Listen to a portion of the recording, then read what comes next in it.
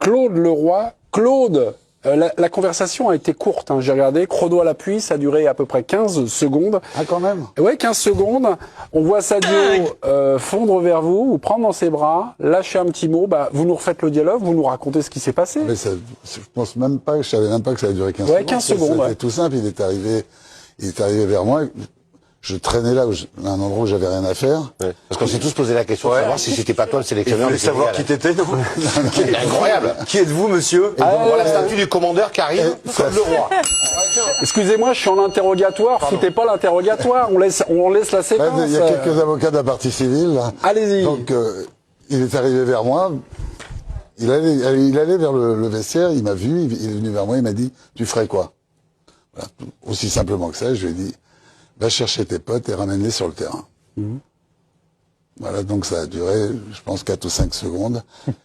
Et lui, je sais pas, c'est toi, Eric, qui disait, il était dubitatif. Ouais. Tout le staff était parti de façon inconsidérée. L'immense majorité des joueurs aussi. Lui se posait la question. Donc il allait rejoindre quand même ses coéquipiers, mais quelque part il se disait qu'il y avait quand même une grosse connerie qui allait être faite. Et bon, peut-être que si je lui dis, vas-y, il rentre aussi avec tout le monde. Bien évidemment, mais dès que je lui ai dit... Tu aurais offert la victoire au Maroc. Bon. Non, mais à ce moment-là, tout le monde pense que le Maroc va gagner la coupe. Penalty, dernière seconde, oui. Il y a une balle de match sur un penalty.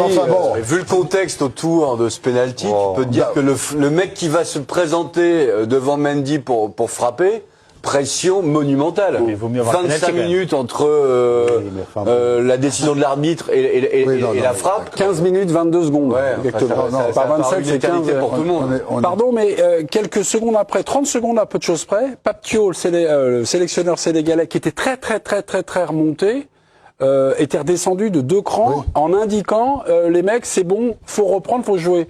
Vous l'avez croisé sa route, vous lui avez parlé? Puis après j'ai croisé Walid Regragui aussi, qui est venu me prendre en me disant, tu leur as dit quoi? Je lui ai dit, j'aurais dit de reprendre. J'ai dit, j'ai rien dit d'autre, j'avais pas intervenu là-dessus, effectivement, je n'avais rien à faire là, mais comme j'ai regardé la première mi-temps dans les tribunes, tout le monde se levait à chaque début de commencement d'action, j'en ai eu marre, donc je suis descendu sur la pelouse, mes badges me permettaient d'être sur la pelouse, et j'étais complètement de l'autre côté du stade. Et c'est quand j'ai vu que ça tout dégénérait et tout, que petit à petit, discrètement, j'ai traversé Claude Leroy fait quelques barrages. quelques barrages, des gros barrages pourtant, et c'est marrant parce qu'ils m'ont laissé passer. Ouais. La valise Ils ont vu. diplomatique. C'est qu'après, qu'il y a une dame, là, il semblerait qu'il y ait d'ailleurs un rapport aujourd'hui là-dessus de la CAF, qu'il y a une dame qui est venue en disant, mais c'est pas possible, qu'est-ce que vous faisiez là? Je suis venu voir pour essayer de calmer un petit peu, parce que, quand même, dans ce moment-là, personne de la CAF n'est venu. Personne n'est descendu pour leur dire, pour leur expliquer en 3, personne! Il y avait tous les grands seigneurs, l'incomparable Arsène Wenger, je pense aussi dans les tribunes et tout, mais personne n'est venu dire quoi que ce soit à qui que ce soit.